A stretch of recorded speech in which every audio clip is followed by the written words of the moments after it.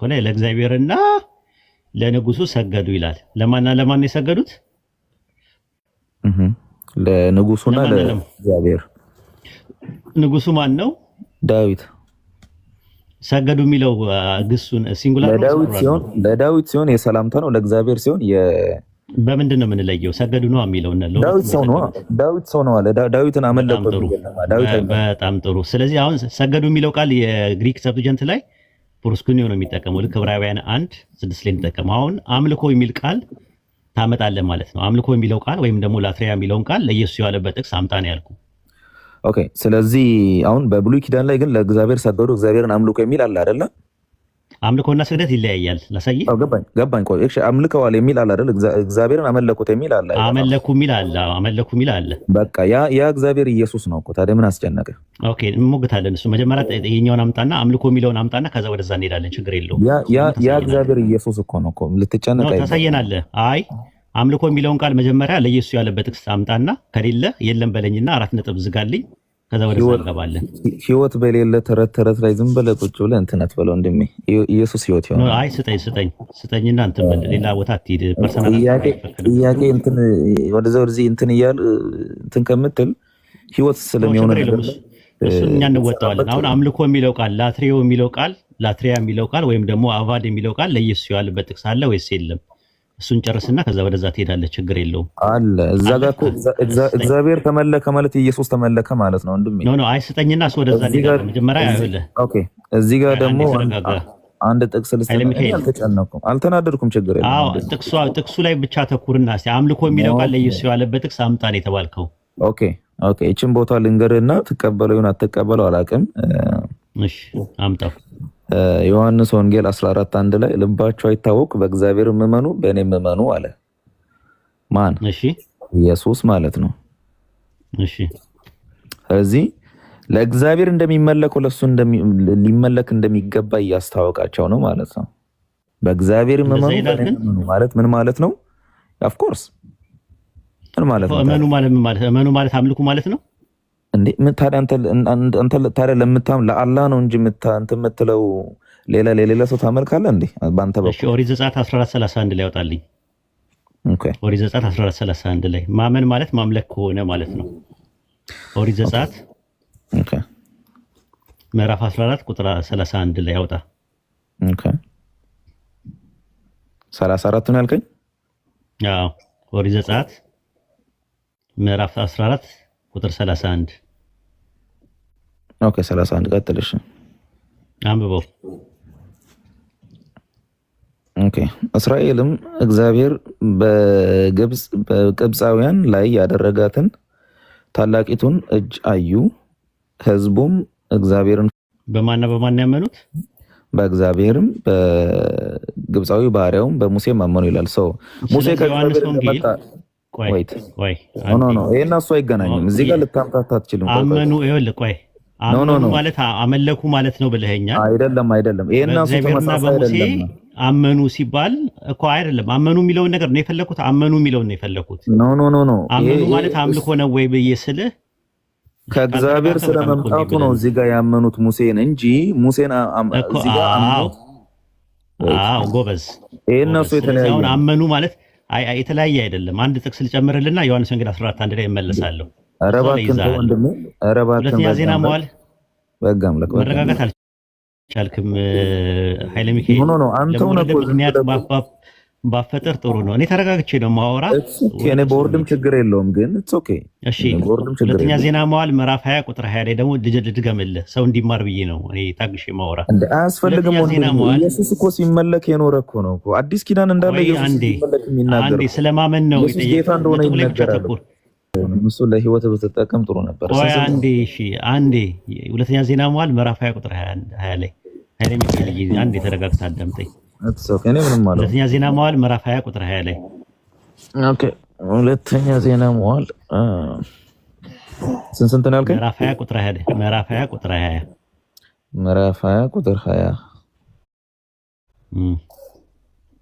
ኦኬ። አንብበው። እሺ ምንድን ነው የሚለው?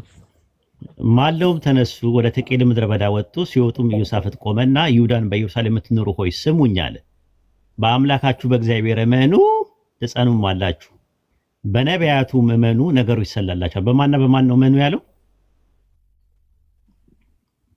ኦኬ በማንና በማን እመኑ አለ? በአምላክና በነቢያት እመኑ። በእግዚአብሔር ይላል አማርኛ። ስለዚህ ኢየሱስን ከማመን ጋር ይመሳሰላል ልትለኝ ነው? ነቢያትን ማመን? ቆይ ልነግርህ ነው። አይ መጀመሪያ አርጊመንት ቢል ስታደርግ አይለ ሚካኤል ምንድን ነው ያልከኝ? እመኑ ማለት አምልኩ ማለት ነው ብለህ የሚመሳሰል ነገር ይምጣልህ እንጂ በቃ ማስገባት ማለት ነው። ቆይ አይደለም እንጂ ቆይ አንዴ አይለ ሚካኤል የሚያዳምጥ ሰው ስላለ እባክህ አንዴ ታገሰኝ እሺ። ኦሪት ዘጸአት ምዕራፍ 14 ቁጥር 31 ላይ ህዝቡም ያህዌን ፈሩ በያህዌና በባሪያው በሙሴ አመኑ ይላል። አመኑ ማለት አምልኮ ማለት ነው ወይ ብዬ ስለዚህ ሙሴ ያድናል ብለው ነው ያመኑት? አይ ማዳመጥ እኮ እዚህ ጋር ኢየሱስ እኮ አድናለሁ እግዚአብሔርን እንደምታምኑ እኔንም እመኑኝ ነው እያለ ያለው እኮ። እኔ አዳኝ ነኝ ታደጋችኋለሁ እኮ ነው እያለ ያለው አይደለም? እንደዛ አይደለም። ቆይ ኦኬ እናንብብ። መጀመሪያ ማመን የሚል ኦኬ ማመን የሚለውን እንጨርስ። መጀመሪያ ማመን ማምለክ ነው የሚለው አልክበት እኮ ነው። ኦኬ እዛው ጋር ታገኘዋለህ። እንግዲህ ያወርደዋል። እኔ አላቅም ራሱ ለምን እውነት መስማት ማትፈልግ ከሆነማ ችግር የለውም። በወርድም ግን እውነትን ማዳመጥ ተረጋግተህ እንትን ማትል ከሆነ ማለት ነው። ማመን ማለት ማምለክ ነው ወይ ነው ጥያቄው። ተረጋ። እሺ እኔ ደግሞ ልናገር።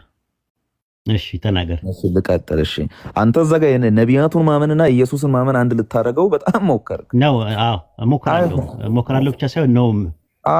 ኦኬ ይሄው እሺ እኔ የምናገር ዮሐንስ ወንጌል 14:1 ላይ እንግባ እንመለስ። እሺ አሁን ማመን ማለት ማመን ማለት ማምለክ። አንዴ አትዘራረባ ስታወራ ኃይለ ሚካኤል እኮ አንብባልከኝ እንዳይፈጠር እኮ አንዴ አዳምጠኝ። ዮሐንስ ወንጌል 14:1 ላይ ልመለስልህ ነው። ማመን ምንድን ነው ያልከው? ዮሐንስ ወንጌል ምዕራፍ 14 ቁጥር 1 ላይ በአምላክ እመኑ በእኔም ደግሞ እመኑ ሲል እመኑ ማለት አምልኩ ማለት ነው ብለህ አልክ። አይ አይደለም፣ እመኑ ማለት እመኑ ነው። ምን ማለት ነው እመኑ ሲባል? ሁለተኛ ዜና መዋዕል ምዕራፍ 20 ቁጥር 20 ላይ በአምላክና በነቢያት እመኑ የሚል ጥቅስ አለ። እንዲሁም ኦሪት ዘጸአት ላይ ደግሞ ምዕራፍ 14 ቁጥር 31 ላይ ደግሞ በአምላክና በሙሴ አመኑ የሚል ጥቅስ አለ። አመኑ የሚለውን አመለኩ በሚል ከተረዳ ነው እሱ ማይገናኝ ጥቅስ እኮ ነው ያመጣው እኮ። እግዚአብሔር ባስነሳቸው ነቢያቶች ማመንና ኢየሱስ ክርስቶስ ቆይ ኢየሱስ ፕሊስ እንዳያዞርዱ እንግዲህ ገላገሉ ማለት ነው። እንግዲህ መረጋጋት አልቻልክም። ሬስትለስ ሆንክ በአንዴ ማለት ነው። እዛው ላይ ዮሐንስ ወንጌል 14:1 ላይ ያለው ጥቅስ ብትመለከተው በአምላክም እመኑ በእኔም ደግሞ እመኑ አለ። ራሱን እንደውም ከአምላክ ነጥሎ ነው ያስቀመጠው። ምን ብለን ነው የምናምነው ስንል እዛው ዮሐንስ ወንጌል 12:44 ላይ በእኔ የሚያምን በላከኝ ማመኑ እንጂ በእኔ ማመን አይደለም። እሱ መልእክተኛ እንደሆነ ማመን፣ አምላክ ደግሞ የላከው መሆኑን ማመን ነው። በአምላክ እመኑ ሲባል አምላክ ላኪ ነው። በእኔም ደግሞ እመኑ ማለት ደግሞ እኔ ደግሞ ተላኪ ነኝ ማለት ነው ትርጉሙ። እዛ ጋር ስለ አምልኮ ምንም የሚናገረው ነገር የለም ጥቅሱ ላይ ማለት ነው። ሌላ ሰው ካለ አስገቡ ኢንሻአላህ። ብትረጋጋ ደስ ይለኝ ነበረ። አይ ቲንክ እንትን አላልክም። ሬስትለስ ሆንክ በአንዴ ማለት ነው። መቆነጥነጥ ጀመርክ ማለት ነው።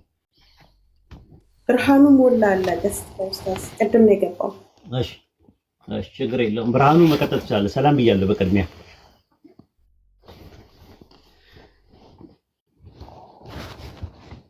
ብርሃኑ አለ። ብርሃኑ እሺ ሌላ ሰው አስገቡ። ሲመቸው ይመጣል። አታውርዱት። ሌላ ሰው ካለ አስገቡ። ከስር ጻፉ። ያጀማ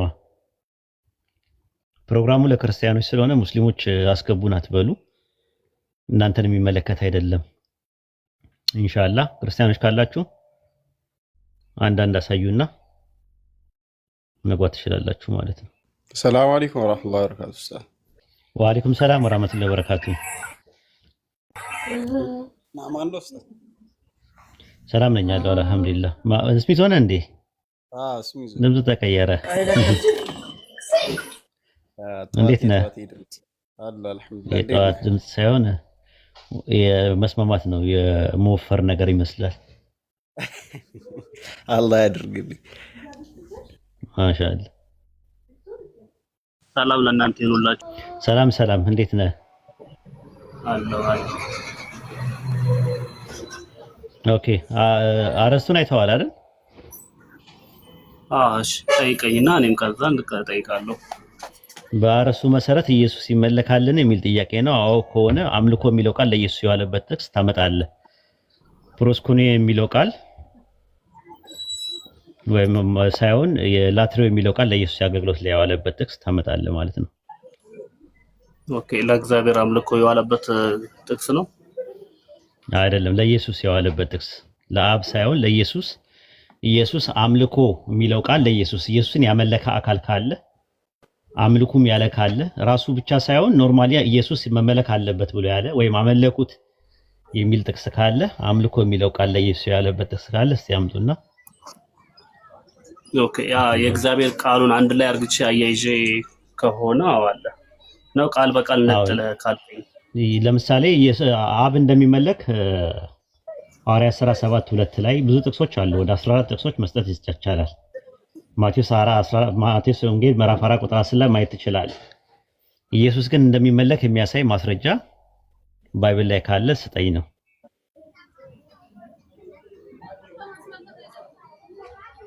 ኦኬ እኔ ኢየሱስ የማምነው ያ የእግዚአብሔር ቃሉ ነው ብዬ ነው የማምነው። ያ የሚመለከው ቃሉ ኢየሱስ ምንድነው የሚል ጥያቄ የለም እዚህ ዛሬ።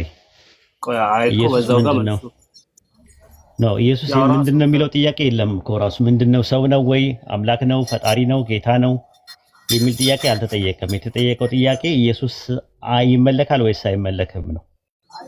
የሚመለክ ከሆነ ማስረጃ ታመጣለህ፣ ከሌለ ደግሞ የለም ትለኛለህ፣ ለቀጣዩ ትሰጣለህ ማለት ነው። ኦኬ እኔ እግዚአብሔር ብዬ ስለማመን ያው ፐርሰን በስም ነጥለ ካልከኝ የለም። ስለዚህ አምልኮ የሚለው ቃል የለም። ኢየሱስን ያመለከ አካል አለ የምታውቀው? እግዚአብሔር ነው። ኢየሱስን ያመለከ አካል አለ ወይ ባይብል ላይ? ፐርሰን ስም ነጥለ እያልከኝ ስለሆነ እኔ በነጥል አላየው። ለምሳሌ አብ ተነጥሎ እንደተመለከ የሚያሳይ ማስረጃዎች አሉ። ተነጥሎ ማለት ከሲያሳይ ዕብራውያን 8:2 ላይ እሱ የእውነተኛይቱ ድንኳን አገልጋይ ነው ይላል። ማንን ነው የሚያገለግለው? ድንኳን ማለት እዛ ድንኳን ሰማይ ላይ ሆኖ እያገለገለ ነው ይላል ኢየሱስን። ዕብራውያን 8:2 ላይ ማንን ነው የሚያገለግለው?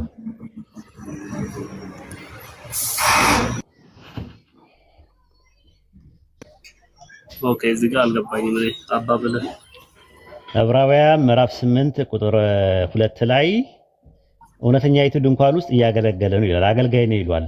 አገልጋይ ለሚለው ቃል የገባው ቃል ላትሪዮጎስ ነው፣ ተመሳሳይ ነው። ላትሪያ የሚል ቃል ነው የተጠቀመው። ስለዚህ ኢየሱስ ሰማይ ላይ የሚያገለግለው ማንን ነው የተጠቀሰው? አባቱን። ስለዚህ አባቱ እንደሚመለክ ማስረጃ በቂ ነው። ራሱ ኢየሱስ ያመልከዋል አብን። የጠየቁ ጥያቄ ልክ እንደዛውኑ ሰዎች ወይም ደግሞ ነቢያት ወይም ሐዋርያት ኢየሱስን አመለኩት ወይም መመለክ ይገባዋል የሚል ጥቅስ ካለ ትሰጠኛለህ ነው የምልህ።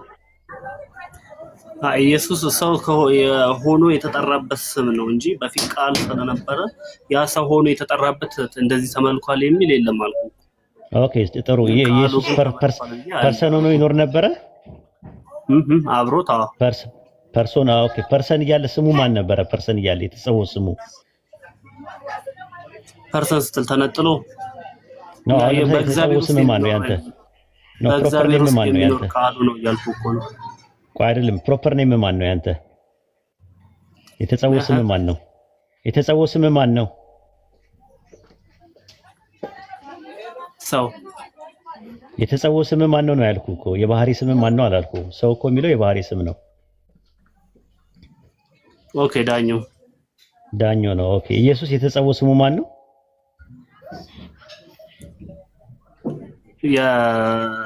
እግዚአብሔር ነው። የተጸውዖ ስሙ ነው ያልኩ።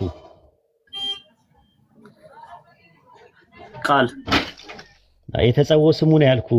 ቃል የማዕረግ ስም ነው። ጄኔሪክ ኔም ነው። የተጸውዖ ስሙ ማን ነው ነው ያልኩ። እንደዛማ ኢየሱስ ነው የሚሆነው ከመጀመሪያው ካልከኝ ብዬ ነው። ኦኬ አይ ጥሩ። የተጸውዖ ስሙ ኢየሱስ ነው አይደለ? ኢየሱስ ከመሆኑ በፊት ከነበረ የተጸውዖ ስሙ ማን ነው? ቃል ነው። ቃልማ ጄኔሪክ ኔም ነው። ሆሎጎስ አይደለ? ራሱ ዮሐንስ ላይ የጠየቁ አብሮት ይኖራል አይኖርም አይደለም። ስሙ ማን ነው ነው ያልኩ። የጠየቁ የተጸውዖ ስሙ ማን ነው እኮ ቃል ነው አልኩ። ቃሉ መጠሪያ ስሙ እኮ ነው። የተጸውዖ ስም ነው ያልኩ እኮ። የተጸውዖ ስም ይተረጎማል እንዴ? ከኢየሱስ በፊት አይደለ እያልከኝ ያለው? ነው አልገባም ማለት ነው። ዳኜ አሜሪካ ስትሄድ ስም ማን ነው የሚሆነው? ከተቀየረ ሊሆን ይችላል ዳኙ ነው ወይ አይቀየርም። ወይድ የሚለው ስም ኢትዮጵያ ውስጥ ወይድ የሚለው ስሙ ትርጉም ብቻ ማለት ነው። ትርጉሙ ኢትዮጵያ ውስጥ ብቸኛው እባላለሁ። ኢትዮጵያ ውስጥ ስኖር አሜሪካ ስሄድ ኦንሊ ይሉኛል። ግሪክ ሀገር ስሄድ ደግሞ ሞኖስ እባላለሁ። ይተረጎማል ስሙ የተጸውዖ ስም ሊተረጎም ይችላል። አይተረጎምም። ራሱ ተተርጎም አይተረጎምም። የኔ ስሜን ትርጉሜን ማወቅ ትችላለህ። ወይድ የሚለውን ስም ግን አሜሪካ ስሄድ ኦንሊ አልባልም።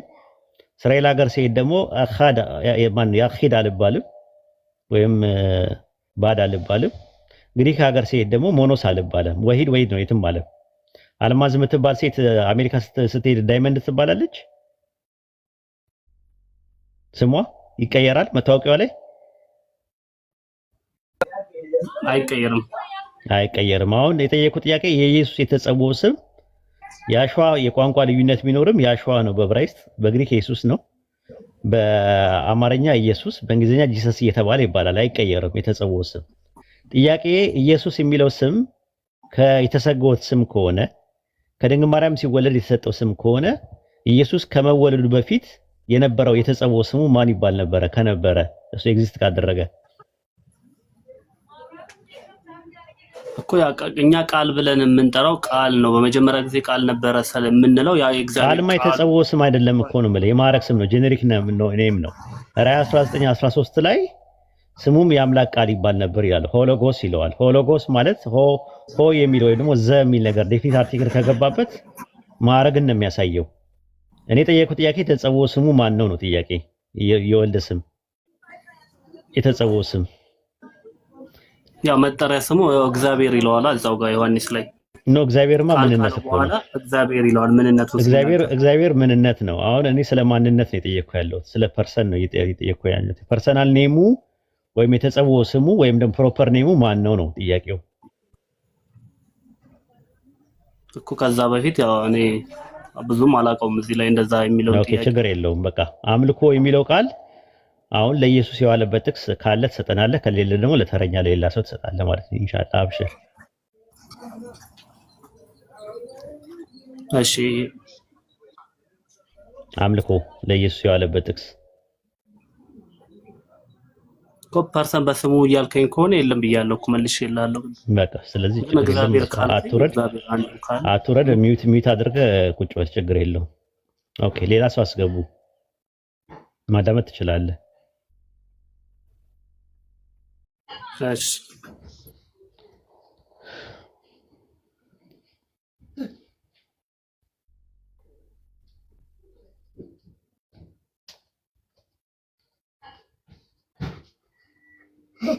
አንዳንድ አሳዩ መግባት የምትፈልጉ ሰዎች ካላችሁ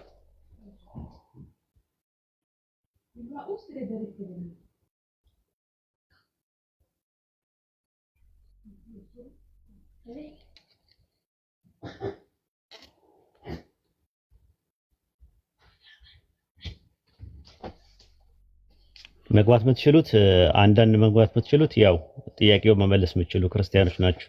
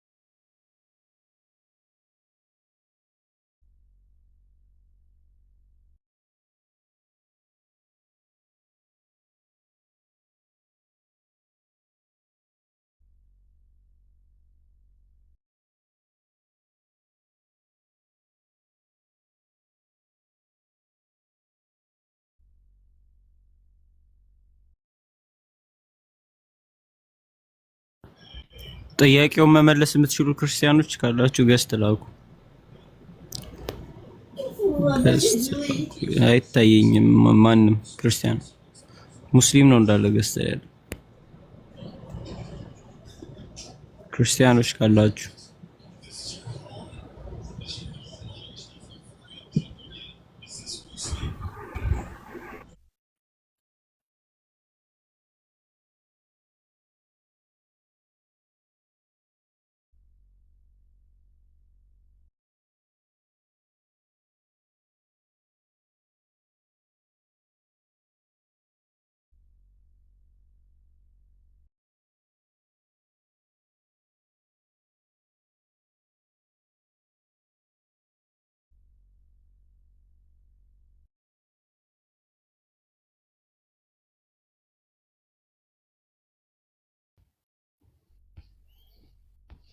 ወይ ኡስታዝ ዳኙን ዕብራውያን 8:2 ላይ ያልከውን በዛ እስኪደው ትንሽ እስኪመጡ ገስ ላይ ያለ ሰው አታውርዱ ማለት አታውርዷቸው ማለት አውርዱ ስላችሁ አውርዱ ቦታ እስካለ ድረስ አታውርዷቸው መልክ አይደለም ዝም ብላችሁ ማውረዳችሁ ማለት ነው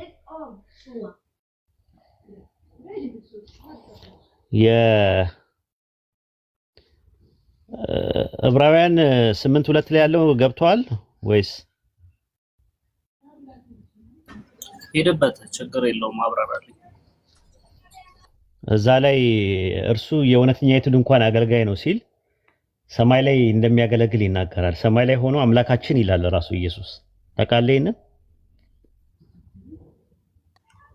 ወደ አምላካችንና ወደ አምላካችሁ ወደ አምላኬና ወደ አምላካችሁ የሚለው ክፍል ሆነ አይቻለሁ እሱ ዮሐንስ ወንጌል 20:17 ነው እሱ ሊያርግ ሲል ነው ከማረጉ በፊት ነው ካረገ በኋላ ሰማይ ላይ ሆኖ አምላካችን ይላል እያለ እንትን ያለ ያገለግለዋል እሱ አገልጋይ ነው እሱን ነው የሚያገለግለው የሚያመልከው ማለት ነው የሚያመልከው አካል አለ ሰማይ ላይ ምን ላይ ነው ክፍል ምሳሌ ያስከስከለው ዕብራውያን 8:2 እና ራዕይ 19:4 እና 5 እስሚዞ አንብበለት ራዕይ 19:4 እና 5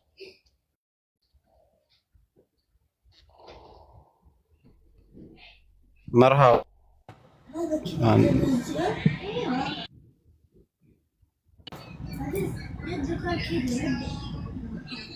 ራዕይ ስንት 19 ራዕይ 19:4 እና 5 እሺ እንደዚህ ይላል 24ቱም ሽማግሌዎች እና አራቱ እንስሳቶች በፊታቸው ተደፍተው በዙፋኑ ላይ ለተቀመጠው ለእግዚአብሔር አሜን ሃሌሉያ እያሉ ሰገዱለት ድምጹም ባሪያዎቹ ሁሉ እርሱንም የምትፈሩ ታናናሾች ታላላቆቹ የአምላካችንን አመስግኑ ሲል ከዙፋኑ ወጣ ይላል ይሄ ድምጽ የኢየሱስ ድምጽ ነው ከዙፋኑ መካከል የወጣው ድምጽ ማንን አመስግኑት አለ ማንን አመስግኑት ነው የሚለው ጥቅሱ ላይ እስሚዞ አምላካችንን አመስግኑ አለ ኢየሱስ ስለዚህ አምላካችንን አመስግኑ ካለ ኢየሱስ አምላካችን የሚል አለ ሰማይ ላይ ማለት ነው ራዕይ 3:2 ላይ ያወጣለት አንዴ ራዕይ 3:2 ላይ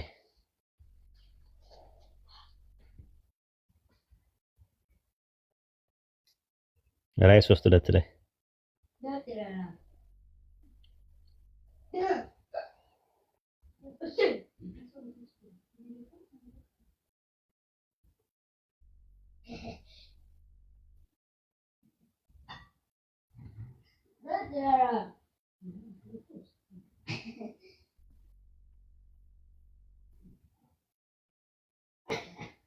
እያወራሁኝ ነው እኮ ስራህን በአምላክ ፍጹም ሆኖ አላገኘሁትምና የነቃሁን ሊሞቱም ያላያቸውንም የቀሩትም ነገራቶች አልሰማህም መርሐባ ራዕይ ምዕራፍ 3:2 ላይ ስራህን በአምላክ ፊት ፍጹም ሆኖ አላገኘሁትምና የነቃሁን ሊሞቱም ያላቸውን የቀሩት ነገራቶችን አጽና ይላል ስራ በአምላክ ፊት አለ ሰማይ ላይ ሆኖ ኢየሱስ አምላክ እያለ ይናገራል ማለት ነው ራዕይ 3:12 ላይም እንደዛ ነው ሶስቴ ነው አራቴ አምላክ ይላል ሰማይ ላይ ዕብራውያን ስንት ነበር ያልከኝ ቀደሙ ዕብራውያን 8:2 ነው ያልከኝ 8:2 ላይ ነው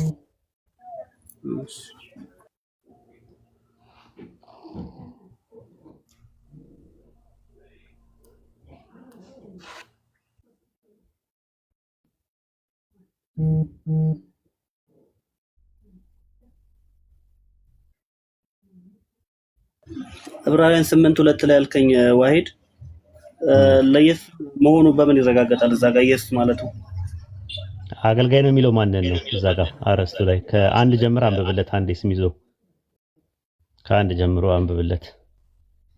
እሺ ከተናገርከውም ዋና ነገሩ ይህ ነው፣ በሰማያት በግርማው ዙፋን ቀኝ። ከተናገርነውም ዋና ነገሩ ይህ ነው፣ በሰማያት በግርማው ዙፋን ቀኝ የተቀመጠ እንዲህ ያለ ሊቀ ካህን አለን ይላል። ሊቀ ካህን አለን የተባለው ማን ነው? በሰማያት ያለን ዳኙ ሊቀ ካህን ኢየሱስ ነው።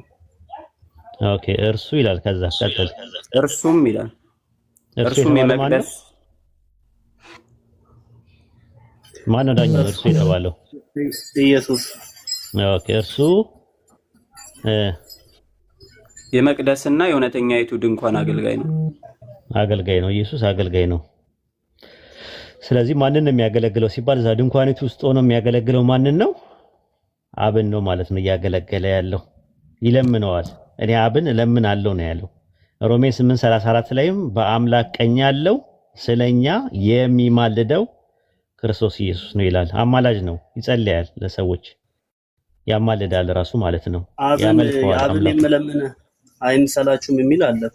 በዚያ ቀን ነው የሚለው እሱ። በዚያ ቀን ነው፣ በምጽአት ነው። በምጽአት ቀን ይቆማል ምልጃውም ራሱ ዮሐንስ ወንጌል 16 ላይ ስታመክተው በዚያ ቀን አብን እንድለምን ትላላችሁ፣ እኔ ግን ስለእናንተ አብን የምለምን አይደለም ይላል። አላቃችሁም ነው የሚላቸው። ማቴዎስ 7:22 ላይ ስትመለከተው በዚያ ቀን አለ ጌታዬ ጌታዬ በስም አጋንንትን አላወጣንም፣ በስም ብዙ ታምራትን አላደረግንም፣ በስም ብዙ ታምራትን አላደረግንም፣ ትንቢትን አልተናገርንም ይሉኛል አለ። እኔ ግን አለ በዚያን ቀን አላቃችሁም እላችኋለሁ አለ።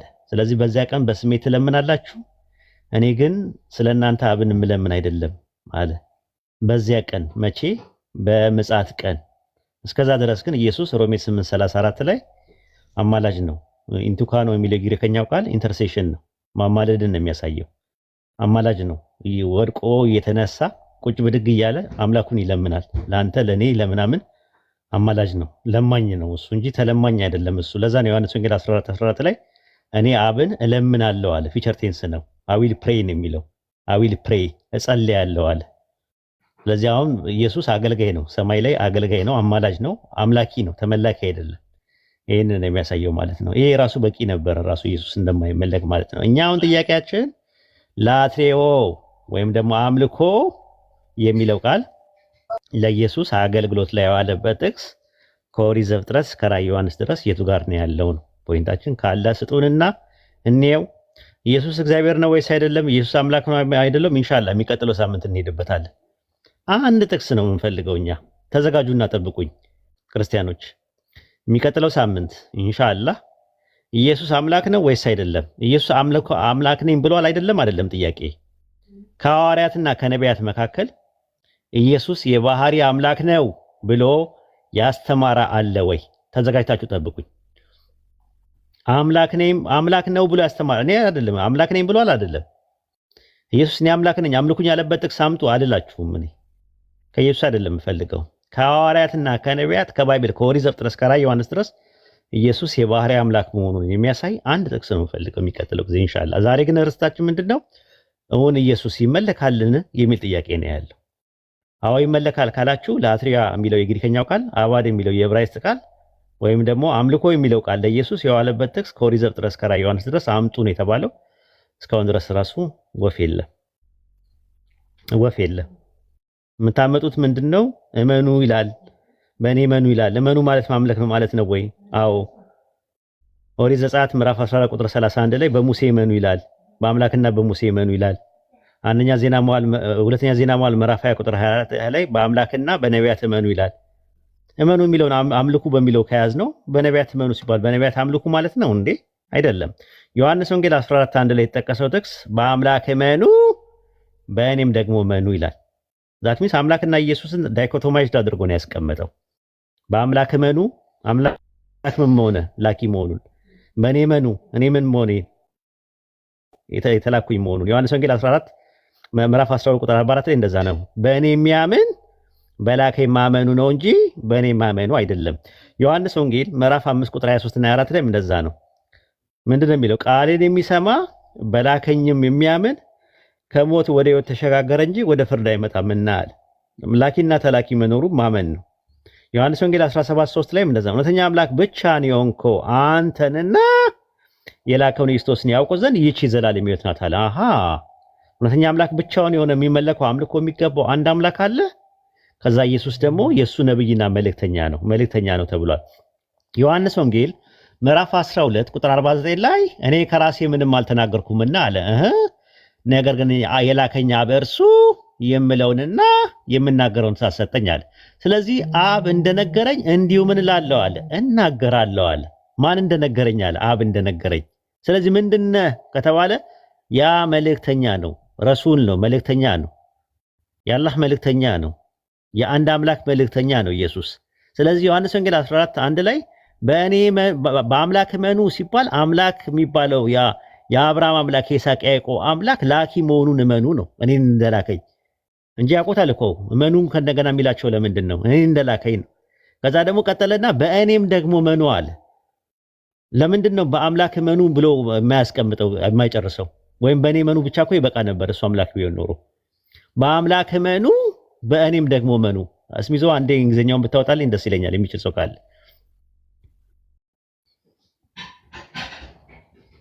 በአምላክ እመኑ ዮሐንስ ወንጌል 14:1 ላይ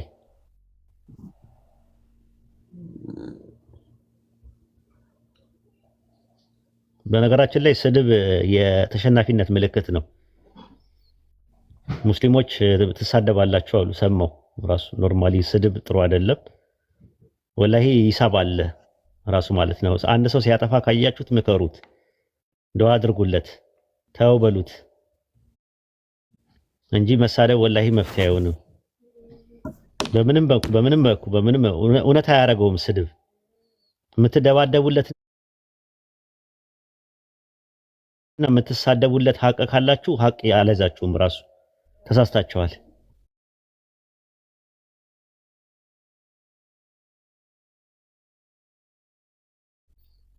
የምር ያሳዝናል። ምን አይነት ትውልድ እየመጣ ነው? በጣም ያስፈራል። ሶሻል ሚዲያ ላይ በተለይ ከበስተኋላ ማንም አያየንም ብላችሁ ነው የምታስቡት። አላህ ልንፈራ ይገባል። የሂሳቡ ቀን አለ ራሱ። ሰውን ከፍ ዝቅ ማድረግ አይገባም። ራሱ ተው ማለት ሰዎች ሲጣሉ ካያችሁ ማስታረቅ፣ ማስማማት እንጂ አንደኛው ለአንደኛው ተደርቦ መሳደብ ማለት እንጃ እንዴት እንደሆነ አላውቅም። አላህ በቁርአኑ ውስጥ ማሙ ነው የሚለው። አንደኛው ለአንደኛው ተደርቦ ይሳደብ የሚል ነገር የለውም። አላህ ልትፈሩ ይገባችኋል። የሂሳቡ ቀን አለ። የሰው ሀቅ ነው ደግሞ ስድብ። የሰደባችሁ ሰው ካለ ይቅርታ ጠይቁ ሂዱና።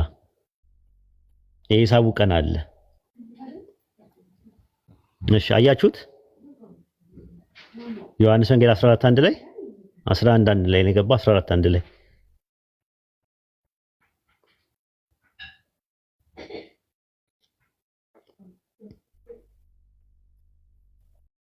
እዚህ ጋር አያችሁ፣ ልባችሁ አይታወክ አለ። ዝቅ አድርገው አያችሁት? ዝቅ እንትኑ አለ። ኦኬ እሺ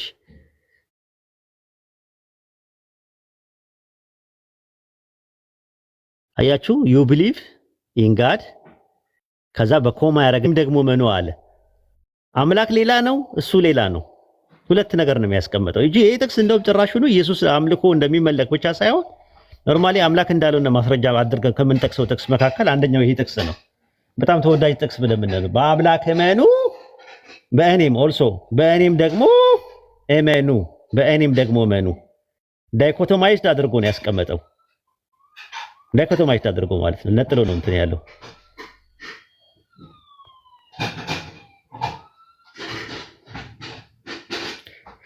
ይሄን ይመስላል። ያለችኝ 20 ደቂቃ ናት። ማጠቃለያ እንስራባትና እንውጣ ማለት ነው። ብዙ ሰዓት የለችኝ ማለት ስሚዞ የሆነ ነገር ማጠቃለያ ሰራበት። ማሂ ያለሽ ቀጥል ኡስታዝ።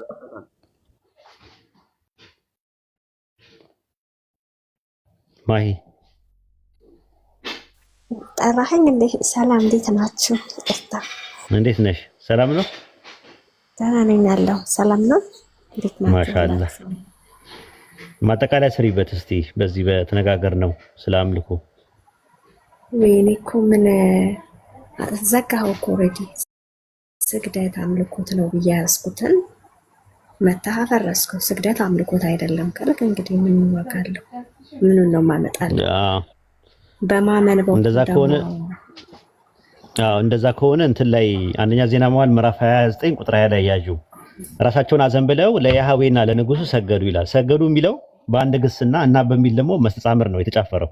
ተጫፍሮ መጥቷል ራሱ ስግደቱ ለያህዌ አምልኮ ነው፣ ለዳዊት አክብሮት ነው ሰው ሊልሽ ይችላል። ግን ሰገዱ ነው የሚለው። ለያህዌ ሰገዱ እና ለንጉሱ ሰገዱ ቢል ኖሮ ሌላ ጉዳይ ነው። ለያህዌና ለንጉሱ ሰገዱ ነው የሚለው። ሰገዱ ለሚለው ቃል የገባው ቃል ግሪክ ሰብጀንት ላይ ፕሩስኩኒዮ ነው። በብራይት ሻኻህ ይለዋል ራሱ ማለት ነው። ኦሪት ዘፍጥረት ምዕራፍ 23 ቁጥር 7 ላይ አብርሃምም ተነሳ ለምድሩ ህዝብና ለኬጢ ልጆች ሰገደ። አብርሃም አመለከ ማለት ነው እንዴ? አይደለም። ኦሪት ዘፍጥረት ምዕራፍ 27 ቁጥር 29 ላይ ለይስሐቅ ለያዕቆብ እንደሚሰገድለት ይናገራል። ኦሪት ዘፍጥረት ምዕራፍ 37 ቁጥር 9 ላይ ፀሐይና ጨረቃ 11 ከዋክብት ለኔ ሲሰግዱ አየሁ ይላል። ኦሪት ዘፍጥረት ምዕራፍ 42 ቁጥር 6 ላይ ኦሪት ዘፍጥረት 43 26 ላይ ለዮሴፍ ሰገዱለት 11 ወንድሞች መጥተው። ኦሪት ዘፍጥረት ምዕራፍ 43 ቁጥር 28 ላይ ለያዕቆብ ተሰግዶለታል። በቁና መቅረብ ይቻላል ለሰዎች የተሰገደላቸው ማለት ነው። ምናልባት እሱ ያለው አንድ ሰው በብሉይ ኪዳን ላይ ነው ሊል ይችላል። አዲስ ኪዳን ላይም የአክብሮት ስግደት የሚባል ነገር አለ።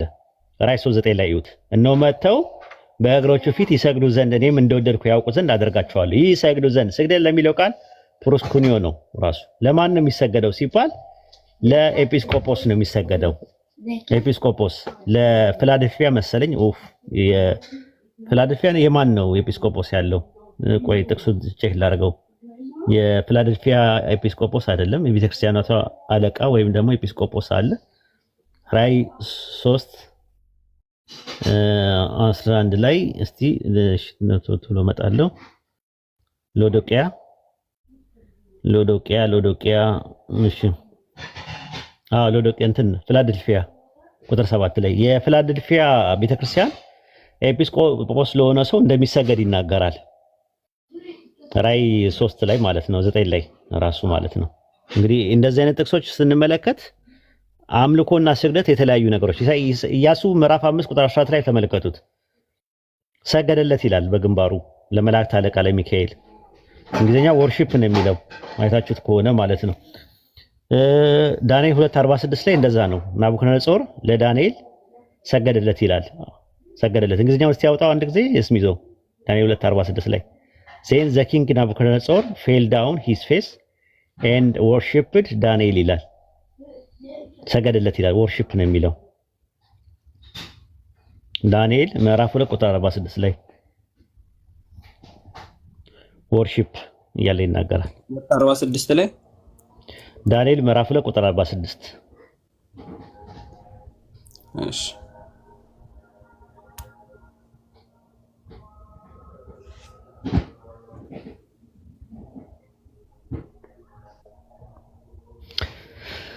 ይህንን ጥቅስ በጣም አስደንጋጭ ነው ራሱ። አንደኛ ወርሺፕ ነው የሚለው ቃሉ ራሱ የሚጠቀመው።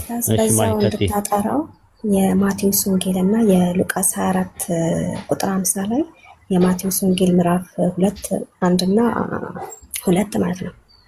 አመጣልሻለሁ። አክቹሊ ወደዛ እየሄድኩኝ ነው፣ መንገድ ላይ ነኝ ያለሁት። ተሳፍረን አብረን እንሄዳለን። እሺ እጭንሻለሁ እዛ ላይ ስንደርስ። እሺ ዳንኤል ምዕራፍ 2 ቁጥር 46 ላይ ምን ይላል አያችሁት? Then the king Nebuchadnezzar fell upon his face አለ and worshipped ዳንኤል አለ። worshipped ዳንኤል አለ። ዳንኤል እየተመለከ ነው ማለት ነው እንዴ? አያችሁት? worshipped ይላል። worshipped ስለዚህ ሰገደለት ነው የሚለው። አምልኮ ከሆነ እንደዛ ነው የሚሆነው። ወደ አዲስ ኪዳን እንግባ። እሷ ወደ ጠቀሰችው ጥቅስ ማለት ነው። ማቴዎስ 18:26 ላይ ግቢና ይው። ስለዚህ ባሪያው ወድቆ ሰገደለትና ጌታ ሆይ ታገሰኝ ሁሉን እከፍላለሁ አለ። በባሪያና በጌታ መካከል ስግደት አለ። አየሽው?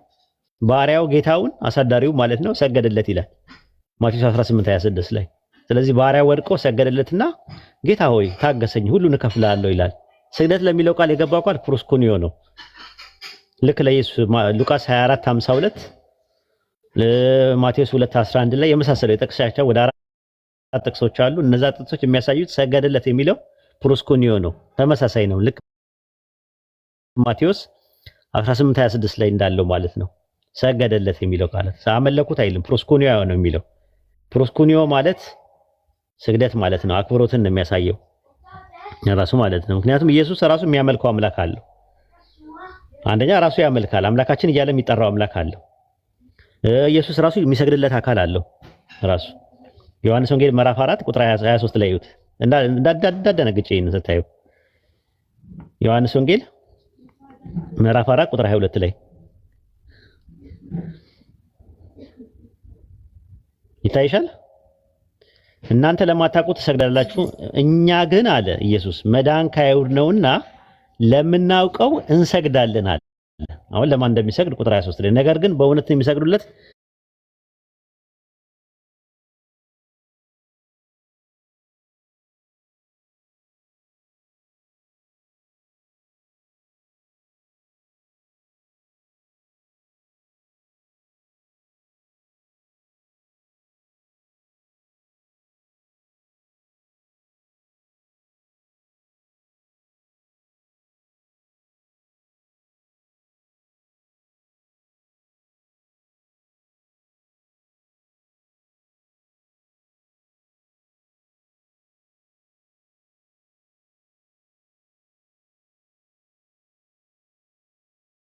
የሰገዱት ልክ አይደለም ይል ነበር። ለጌታ ለአምላከ ስገድ እርሱን ብቻ አምልክ ነው የሚለው። አምልኮ ሲሆን ደግሞ ብቻ ለተባለው አካል ብቻ ነው፣ ለአንድ ነው ራሱ። አረብኛው ባይብል ላይ ስገድ ለሚለው ቃል ተስጁዱ ነው ብሎ ያስቀመጠው፣ አምልኩ ለሚለው ቃል ደግሞ ተዕቡዱ ነው የሚያስቀምጠው ማለት ነው። ስለዚህ ያንን ነው የሚያሳየው። ከዛ አንጻር ነው እንግዲህ ይሄን ይመስላል የዛሬ ቆይታችን። ማሂም ጨምሪበት ነገር ካለ ጨምሪበትና ጥያቄ አልተመለሰም። እሺ ቀጥይ። ኦኬ ለኢየሱስ መጥተው የሰገዱለትን ሰዎች ምንድን ነው የምንላቸው? ለሱ ከሆነ አክብሮት ነው። ለምሳሌ አብርሃምም የሰገደላቸው ሰዎች ምን ልንላቸው ነው? እንዴ ከአብርሃም ተውና ለኢየሱስ የሰገዱላቸውን ሰዎች አሁን ለምሳሌ ሲወለድ ሰግደውለታል። ቁጥር 24 ላይ ሲያርግ ሰግደውለታል። ስለዚህ ሰባ ሰገል ናቸው የሰገዱለት። እንዴ ሰዎች ናቸው፣ አጥንዚዛ አይደሉም መቼም የሰገዱለት ሰዎች ናቸው። ሰጋጆቹ ሰዎች ናቸው። ስለዚህ ሲወለድ እያከበሩት ነው የሰገዱለት። ታዲያ እንዴ መሲ አይደል እንዴ ይመጣል? መሲ አይደል እንዴ? መሲ እኮ ንጉሳቸው ነው። ንጉስ ይመጣል ተብሎ ይባል ነበረ። ከዛ የሰባ ሰገልም ምንድነው ያደረጉት? የአይሁድ ንጉስ ወዴት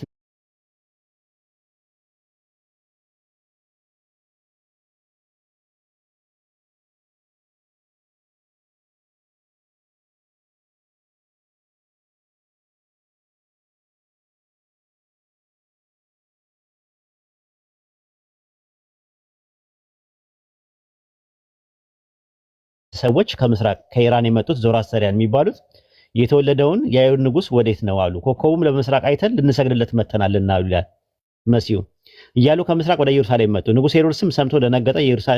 ኢየሩሳሌም ከእርሱ ጋር የካህናት አለቆችን ሁሉ ሰብስቦ ክርስቶስ ወዴት እንዲወለድ ጠየቃቸው። አየሽ መሲሁ ወዴት ነው የሚወለደው?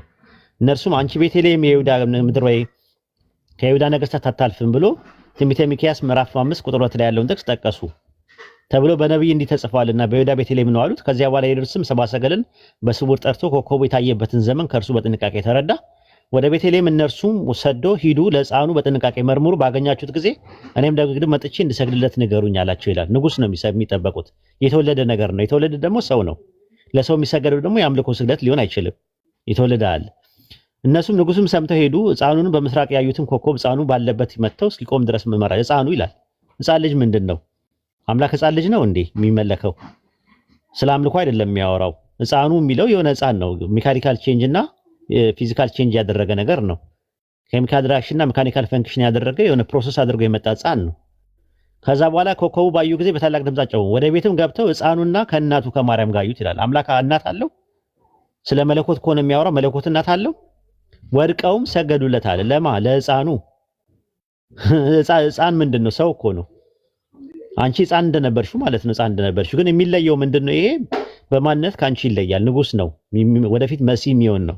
የሚቀባ ነው። መሲህ ነው ራሱ። ስለዚህ ይሄንን ነው የሚያሳየው ማለት ነው። ማሂ እሺ አመሰግናለሁ። በቃ አዎ እንዴ ህፃን ልጅ ይመለካል። ተኝተውላ እኮ ነበር። ተኝቶላ ነበር ህፃኑ ተኝቶ እንቅልፍ ተኝቶ ነበር ይላል። ህፃኑ አደገ ይላል። ራሱ አምላክ ነው የሚያድገው። ሲያወጣላት ሉቃስ ወንጌል ምዕራፍ 2 ላይ ህፃኑም አደገ ይላል። ህፃኑም አደገ ይላል። ሉቃስ ወንጌል ምዕራፍ 2 ላይ ያወጣላት። እኔ እኮ አሁን አለ እያልኩት ነው። ምንድን ነው ስግደቱ? ቁጥር 40 ላይ ቁጥር 40 ላይ አክብሮት ነው የሚሆነው እንጂ ህፃን ልጅ እኮ የሚያድግ ነገር እንዴት ይመለካል? አምልኮ ከሆነ ቁጥር 40 ላይ ሉቃስ 2:40 ላይ ያወጣላት። አየሽው እዚህ ጋር ህፃኑ ምን አለ ይላል? አደገ ይላል። ጥበብ ሞልቶ በመንፈስ ጠነከረ፣ የአምላክ ጸጋ በእርሱ ላይ ነበርና ይላል። እንግዲህ የሚመለከው አምላክ ከሆነ የአምላክ ጸጋ በእርሱ ላይ ነበረ እንዴት ይባላል? ህፃኑም አደገ ይላል። አምላክ ያድጋል እንዴ? ህፃኑም አደገ ይላል። ህፃኑም አደገ። አምላክ ያድጋል ወይ ነው ጥያቄው። አምላክ ያድጋል ወይስ አያድግም? ጥያቄው እሱ ነው ራሱ። ከዛ ሉቃስ 2:12 ላይ ተመልከችው። ሉቃስ 2:12 ላይ ይህ ምልክት ይሆንላችኋል፣ ህፃን ተጠቅልሎ በግርግም ተኝቶ ታገኙታላችኋል። አምላክ ነው የሚተኛው? በጨርቅ ጠቅልሎ ያስተኙት ማንን ነው? ታዲያ ትንቢት ነው። ኧረ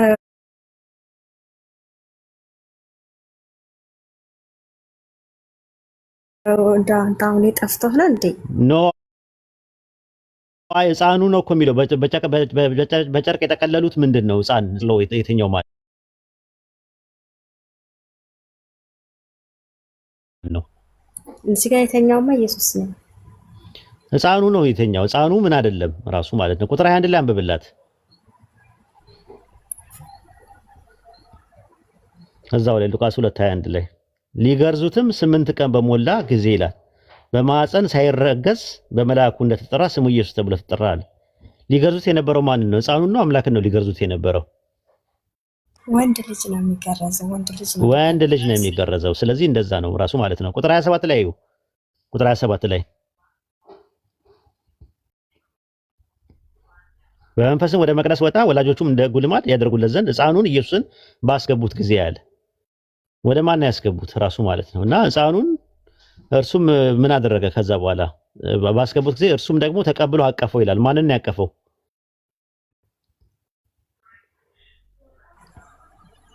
ኢየሱስን ነው ያቀፈው። ህፃኑን ስለ ህፃን ነው የምናወራው። ህፃኑን ሰብአ ሰገል የሰገዱለት ህፃኑን አቀፈው። ከዛ በኋላ እግዚአብሔርን እየባረከ እንደዚህ አለ። ምን አለ? በሰዎች ያዘጋጀው ማዳንን አይተዋልና አለ። አዘጋጁ ህፃኑን ያዘጋጀው ማን ነው? ድንግል ማርያም ማህፀን ውስጥ ህፃኑን ያዘጋጀው ማን ነው? እግዚአብሔርን እየባረከ እንዲህ አለ። ጌታ ሆይ አሁንም ቃልህን ባሪያም በሰላም ታሰናብተዋል። አይኖች በሰው ሁሉ ፊት ያዘጋጀው ማዳንን አይተዋልና አለ። ያዘጋጀኸውን አለ። አዘጋጁ ማን ነው? ህፃኑን ያዘጋጀው ድንግል ማርያም ማህፀን ውስጥ የፈጠረው ማን ነው? ያዘጋጀው ድንግል ማርያም ማህፀን ውስጥ እግዚአብሔር። ታዲያ የተፈጠረ ነገር ከሆነ ህፃን ከሆነ የሚያድግ ነገር ከሆነ የሚጠቀለልና የሚተኛ ነገር ከሆነ ሰብአ ሰገል የሰገዱለት ህፃን ሰው ነው፣ ፍጡር ነው። ፍጡር ደግሞ የአምልኮ ስግደት አይገባውም። ስለዚህ ስግደቱ ሁሉ ለሱ የተደረገ የአክብሮት ነው። ንጉስ ሊሆን ነው የሚችለው። ምክንያቱም ለመሰለሽ ህፃኑ አደገ ይላል። ህፃኑ ደግሞ ያዘጋጀው እግዚአብሔር ነው ይላል። ያዘጋጀው ህፃኑ የአምላክ ጸጋ በላዩ ላይ ነበረበት ይላል። ህፃኑ በጨርቅ ተጠቅልሎ ሲተኛ ታያዋለሽ። አምላክ አይተኛም። ራሱ ህፃን እያለ የነገራ ህፃኑን ሊገርዙት 8ኛው ቀኑን ላሞልቶታል። ሊገርዙት ማለት አምላክ ነው የሚገረዘው። ያ ሰማይና ምድር በመካከላቸው ያለውን የፈጠረ የዓለማቱ ጌታ ያ መለኮት ረቂቅና ምጡቅ የሆነው ከፍጥረት በላይ የሆነው ከፍጥረት ውጭ የሆነው ፍጥረታትን ያካበበ በባህሪው ሁሉን የሚያይ ሁሉን የሚሰማው ሰዎች አግኝተውት ገረዙት። ሪሊ አደገ፣ ሪሊ ተጠቀለለ በጨርቅ፣ ሪሊ ተኛ።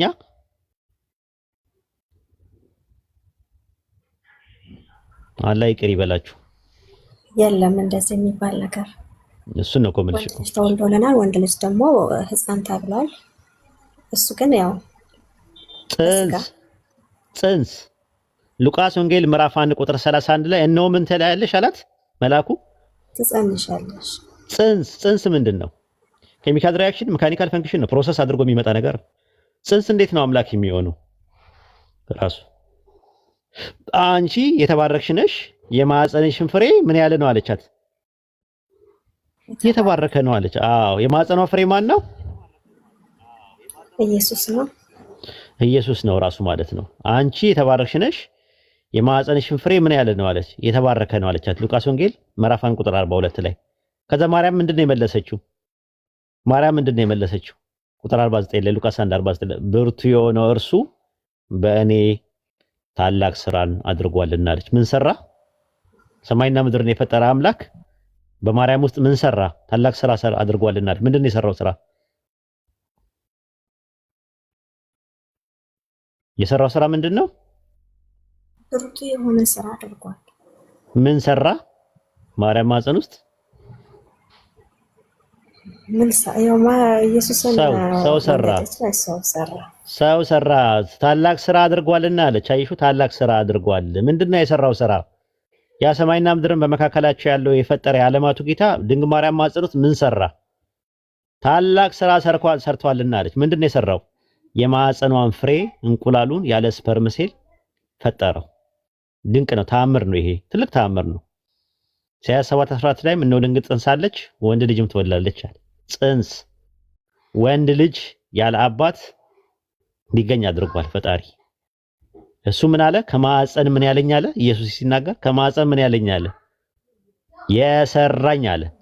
ሲያወጣላት ኢሳይያስ 49:5 ላይ ከማህፀን ምን ያለኝ አውቃለሁ የሰራኝ አለ። ኢሳይያስ 43:10 ላይ ከኔ በፊት አምላክ አልተሰራም ከኔ በኋላም አምላክ ምን አላለም?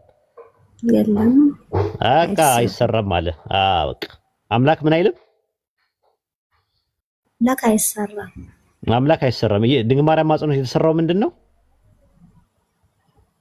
ወንድ ልጅ ተሰርቶ ወጥቷል። ስለዚህ ሰብአ ሰገል የሰገዱለት ለተሰራው ነገር ነው ወይስ ለሰራው ነው የሰገዱት? ለተሰራው ነው። ሕፃኑ የተሰራ ነው ወይስ የሰራ ነው?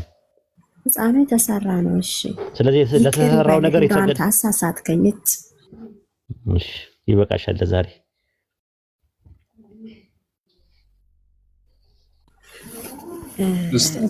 ማሂን ሰብአ ሰገሎችን ታውቂያቸዋለሽ?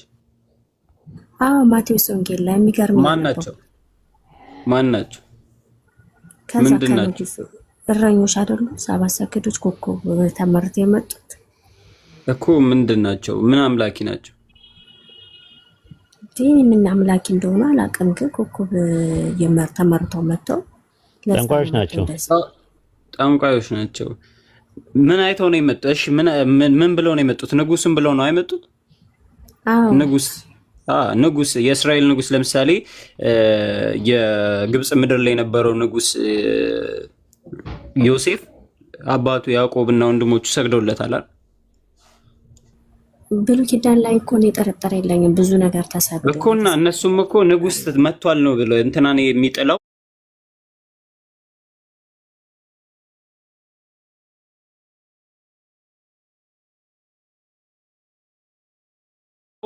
በሰዓቱ የነበረውን ንጉስ አዲስ ንጉስ ተወልዷል ብለው ነው የመጡት አይደል? እንጂ አምላክ ተወልዷል ብለው አይደለም የመጡት። ኦኬ አምላክ ተወልዷል ብለው አልመጡም። ንጉስ ተወልዷል ብለው በሄሮድስ ግን ጠንቋዮች ናቸው። ጠንቋዮች ግን መስገዳቸው ራሱ እኮ ስም ይዞ ጠንቋዮች ራሳቸው መስገዳቸው ልክ ነው። ሰብአ ሰገል ማለት ምን ማለት ነው ትርጉሙ ታውቂዋለሽ? የግዕዝ ቃል ነው። ሰብአ ሰገል ማለት ምን ማለት ትርጉሙ? ወይኔ ግዕዝ አላውቅም። ታውቃለህ? አዎ ሰባ ማለት ሰው ማለት ነው። ሰገል ማለት ጠንቋይ ነው። የጠንቋይ ሰዎች ማለት ነው ትርጉሙ። በግሪኩ ላይ መጉስ ይባላል።